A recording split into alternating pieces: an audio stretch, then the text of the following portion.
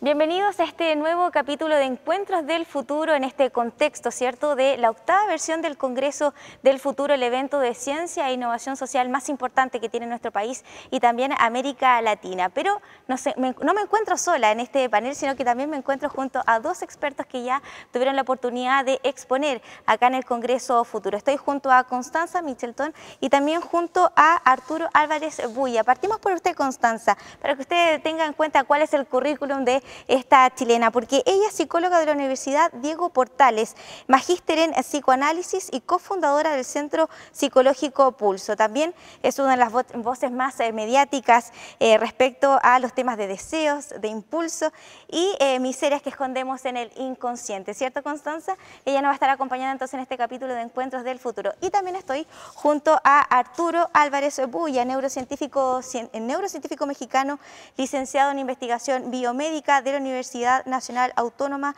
de México, neurobiólogo que ha dedicado su vida a descifrar los misterios del cerebro y del sistema nervioso. Junto a ustedes queremos conversar respecto a la pregunta central del Congreso Futuro, de esta octava versión, que es ¿qué especie queremos ser?, ¿cierto? Y respecto a eso quiero partir preguntándole a ustedes, Constanza, primero, respecto a qué nos diferencia. Por ahí, tenemos un mundo en donde hay un contexto de mucha tecnología, de revolución, donde se habla de inteligencia artificial, pero ¿qué nos diferencia hoy en día como seres humanos? ¿Será la conciencia, la inconsciencia? ¿Qué es lo que nos diferencia? A ver, yo creo que con más o menos ciencia ficción hoy día, digamos, está como esta idea de la amenaza de que de pronto vamos a ser sustituidos por la inteligencia artificial. Uno ya no sabe cuál es ese futuro que efectivamente va a poder ser o no. Ahora, yo creo que, en mi opinión, no sé si tiene demasiado sentido que la inteligencia artificial sustituya algo así como lo humano, digamos. Así como uno pudiera definir lo humano, posiblemente diversas funciones de lo humano, posiblemente sea alguna ortopedia, ¿no?, de lo humano. Pero sí, más bien, a mí me parece que a estas alturas, y esto es más bien una cuestión ideológica, es hasta qué punto lo humano más bien hoy tiende a operar como la máquina, en el siguiente sentido, al sentido de la fantasía de la inmortalidad, de soñarse sin un límite, a tratar de llegar, digamos, o a sostener que la verdad humana es el último, digamos, algo que se pudiera codificar, ¿no? Si uno pudiera reducir lo humano, el lenguaje humano, a una función. En ese sentido, me parece que, claro, uno podría decir hasta qué punto, incluso hay una palabra que hoy día se dice que es el burnout, ¿sí? Nos fundimos como las máquinas. Uno a veces ve esto en la clínica, la gente se funde, se enchufa, se desenchufa, nos hablamos como si fuéramos electrodomésticos. Claro. Entonces uno dice, bueno, hoy día uno puede prevenir una serie de enfermedades, pero la verdad es que la plaga del siglo XXI, la enfermedad, que quizás sí está muy presente, se llama depresión. ¿Y qué es la depresión? La enfermedad del deseo, es decir, puede haber, digamos, salud física, pero si es que no está eso que se llama la justificación del esfuerzo de vivir, que se llama deseo, bueno, nada tiene demasiado sentido. Entonces también me parece que tenemos que preguntarnos, a propósito de qué especie queremos ser, qué estamos haciendo, que hay una suerte de desazón en relación al deseo. Claro, porque ahí también se podría analizar desde el punto de vista de la biología, ¿no? Que también tanta tecnología, en el fondo como que nos va atrofiando, por así decirlo, por ejemplo, el tema del cerebro. ¿Qué opina usted, Arturo, respecto a eso? Porque parece que el cerebro también ha ido cambiando de cómo funciona a medida que se va desarrollando también cada vez más tecnología, por ejemplo, el tema de la inteligencia artificial, ¿o no? Sí, el cerebro va cambiando con las generaciones y se va adaptando a estructuras muy distintas, o sea, nunca evolucionamos para manejar un teléfono celular o una computadora o un aeroplano. Sin embargo, el cerebro se ha adaptado a poder hacer todo eso, y eso se debe a la plasticidad enorme que tiene el cerebro. Ahora, esa plasticidad no es infinita y es terminable, o sea, las generaciones nuevas que crecen con el teléfono celular lo manejan de una manera muy distinta a una generación anterior. O sea que la adaptación esa sucede durante periodos críticos. Es una de las preguntas más interesantes en cuanto a función del sistema nervioso. ¿Qué son esos periodos críticos? ¿Cuándo suceden? ¿Qué es lo que lo regula? Ahora, sí que estamos haciendo avances. El procesamiento de información, la depresión, todos estos problemas son problemas físicos del cerebro. Y estamos haciendo avances muy rápidos en cuanto a la comprensión de esas unidades biológicas que son las neuronas, las células que procesan la información. Cada célula es un mundo y cada célula es compleja. pero cada célula tiene sus propiedades y las empezamos a definir. Y una de las grandes metas de las neurociencias es definir en términos muy concretos cuál es la función de cada neurona. El siguiente paso es saber el circuito, cómo están conectadas entre ellas. Entonces no me sorprendería que, quizá no en nuestra generación, pero en la siguiente, fuéramos capaces de descifrar algunas de estas cosas tan complejas como son la conciencia, los sentimientos, ¿Y para qué? Incluso la percepción. Y si fuera así, yo me pregunté ¿para qué? ¿Por qué uno querría descifrar? Porque además esa es mi pregunta respecto del humano, es decir, el hecho de saber, de esa conciencia de saber, ¿no? ¿Tiene alguna incidencia del deseo? ¿Es acaso el deseo humano netamente una cuestión biológica? Bueno, la justificación de vivir, digo yo.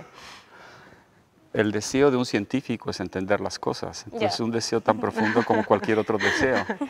Y ese deseo, esa curiosidad es la que nos ha llevado a hacer después descubrimientos que se usan para bien o para mal.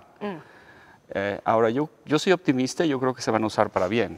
O sea, el entender cómo funciona el sistema nervioso va a tener consecuencias muy positivas en cuanto, obviamente, a enfermedades neurodegenerativas y también a entender cuando hay enfermedades no neurodegenerativas, pero enfermedades genéticas que causan una imbalance, epilepsia, autismo, esquizofrenia. Todos estos son metas increíblemente complicadas, en las cuales hay muchos trabajando en el mundo en ello.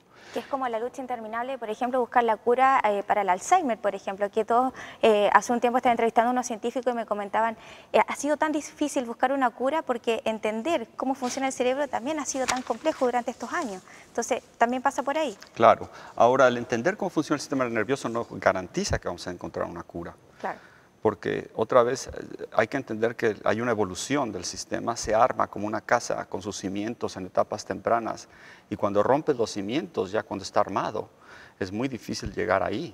Pero si son una luz o un pintar, a lo mejor cosas así se pueden corregir. Entonces todavía no entendemos exactamente hasta qué nivel vamos a poder corregir y cambiar el sistema nervioso.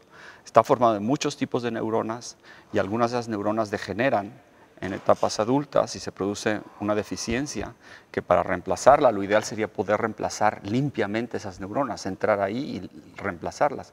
Pero si son parte de esos cimientos, eso va a ser difícil. Ahora, probablemente empecemos a entender mecanismos bioquímicos, físicos, por los cuales estas neuronas degeneran y ahí haya la ventana de oportunidad para o retrasarlos o incluso prevenirlos. También vamos a empezar a entender propiedades genéticas de la célula que las hacen más vulnerables a tener estas deficiencias.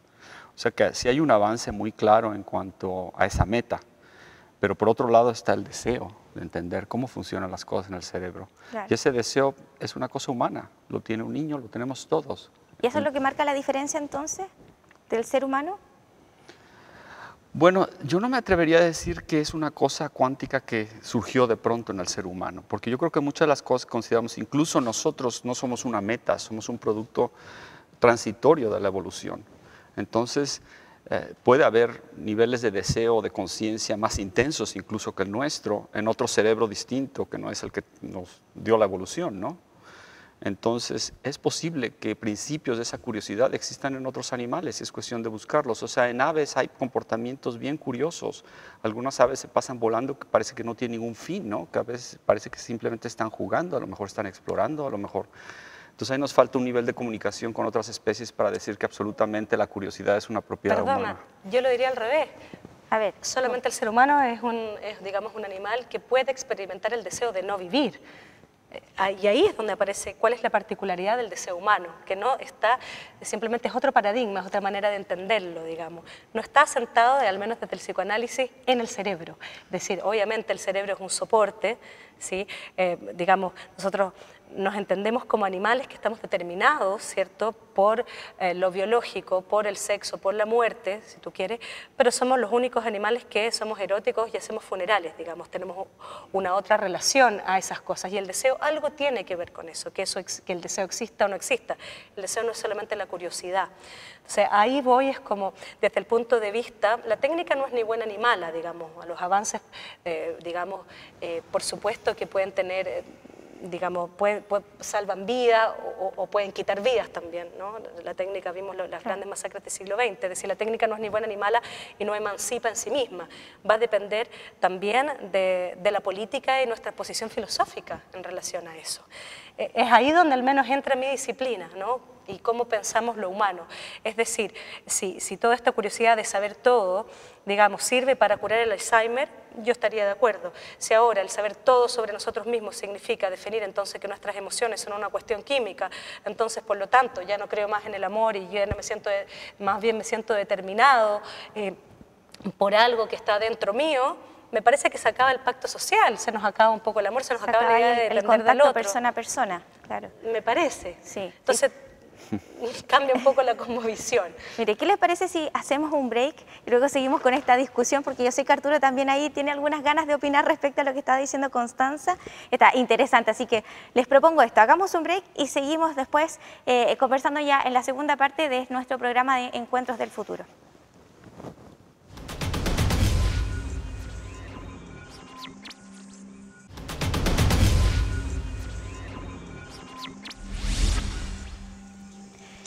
Comenzamos esta segunda parte de Encuentros del Futuro. Estoy junto a Constanza Michelton y también junto a Arturo, este neurólogo mexicano que nos estaba sorprendiendo hace un ratito sobre esta discusión respecto al deseo junto a Constanza, esta división desde el punto de vista de la psicología y la biología sobre qué especie queremos ser.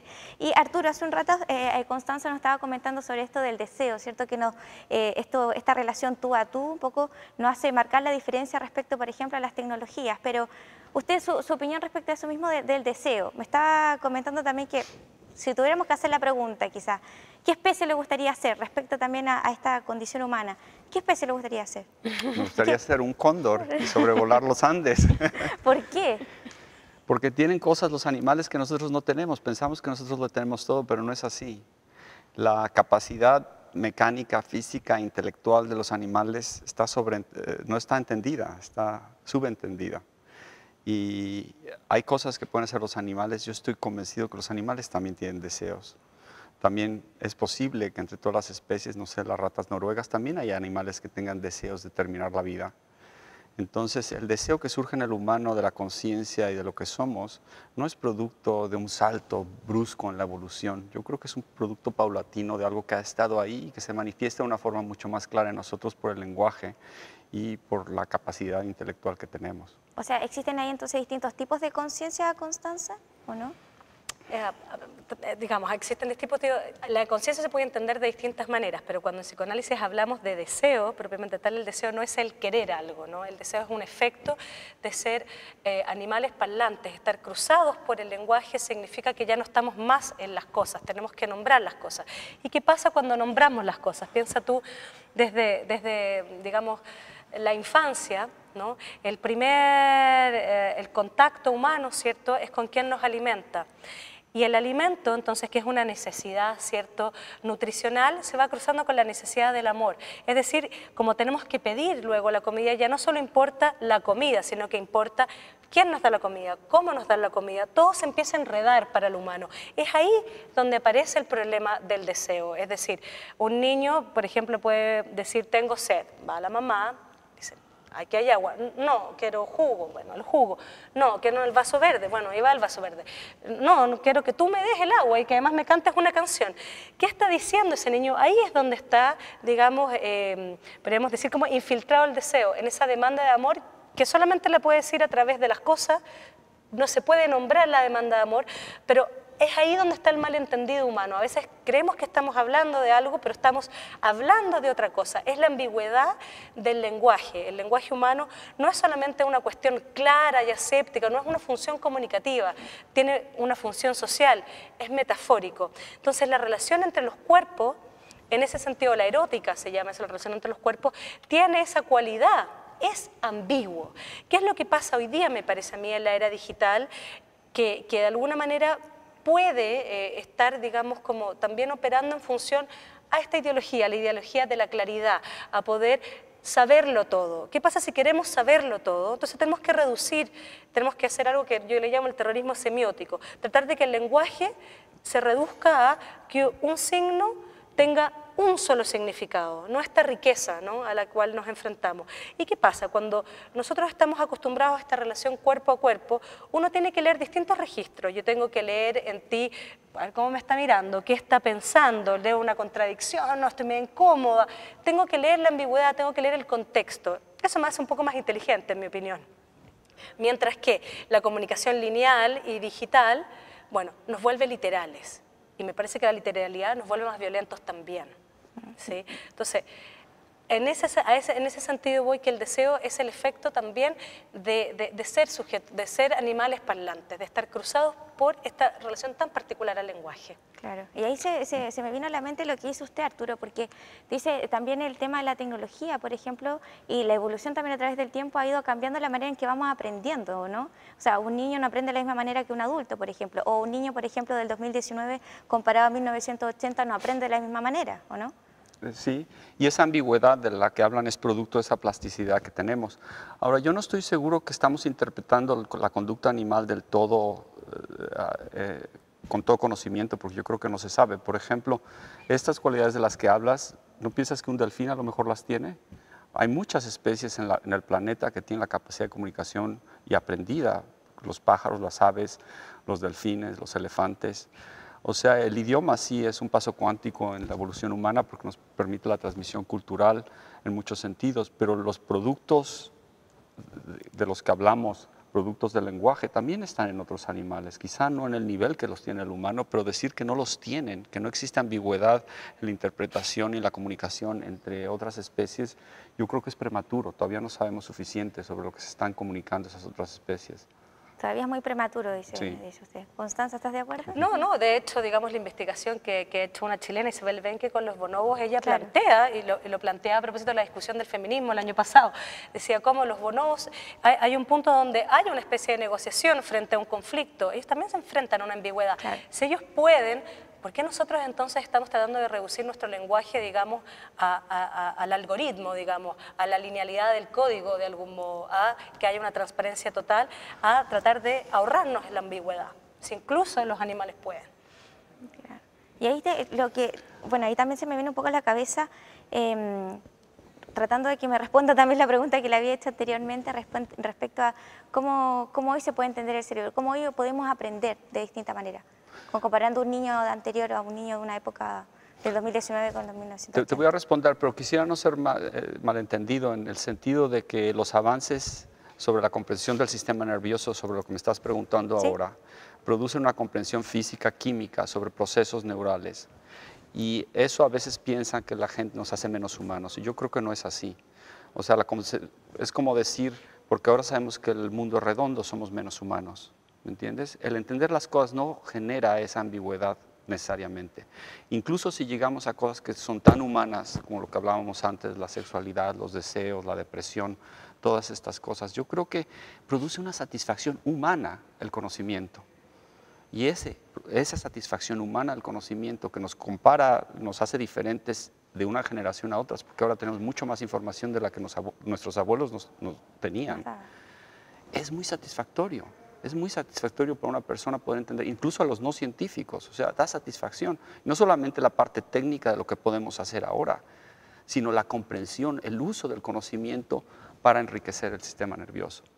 O sea, es humano también y es parte del movimiento. Ahora, en cuanto a las técnicas que hay ahora, va muy rápido porque la interfase entre la máquina y el sistema nervioso se hace cada vez más ágil y más transparente.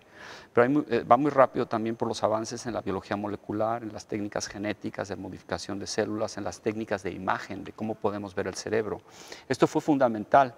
Cuando se empezó a entender el cerebro, el poder identificar a una neurona aislada y poderla dibujar, como hizo Ramón y Cajal ya hace más de 130, 140 años, fue fundamental para entender que esas son unidades biológicas que explican los circuitos cerebrales.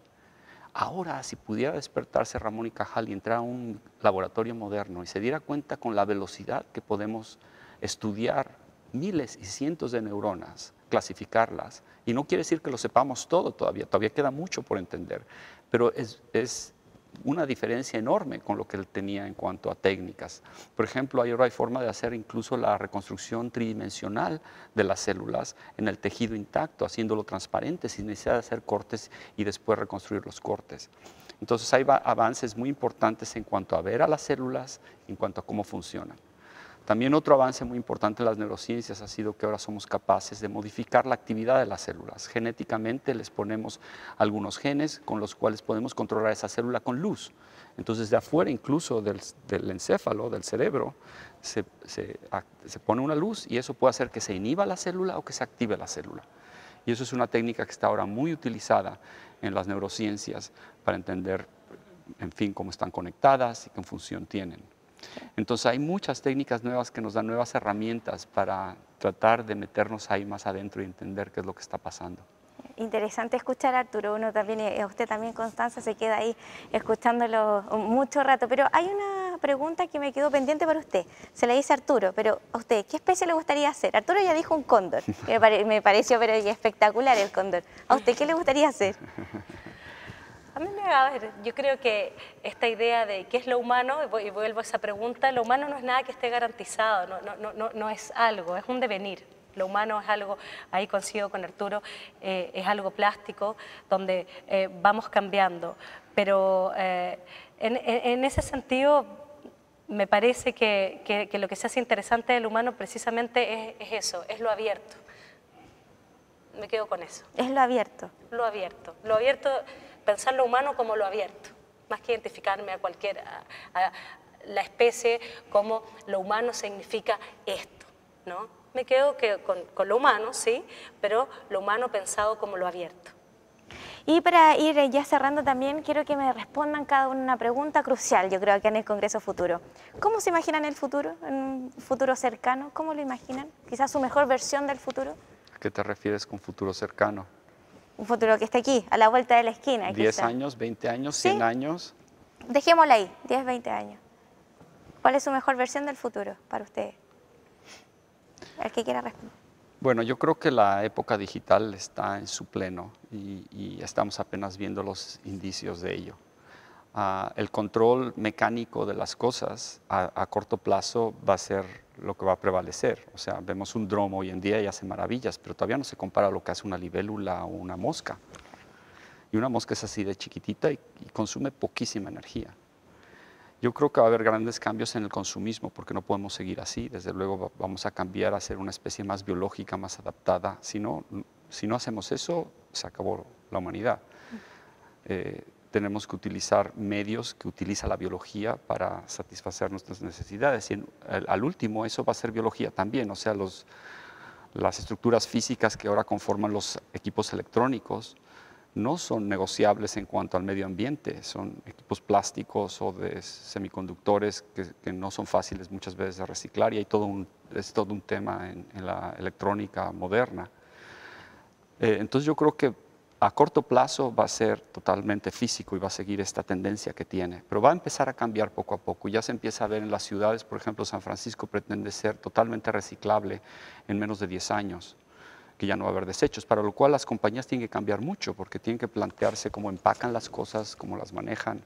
Entonces, yo creo que es bueno que seamos conscientes, porque eso nos va a permitir darnos cuenta del gran problema que nos hemos creado a nosotros, pero sin más conocimiento es imposible resolverlo. O sea, los que dicen hay que parar a los científicos, hay que parar a la ciencia, si se parara eso y quedáramos como estamos ahora sin más conocimientos, sería terrible.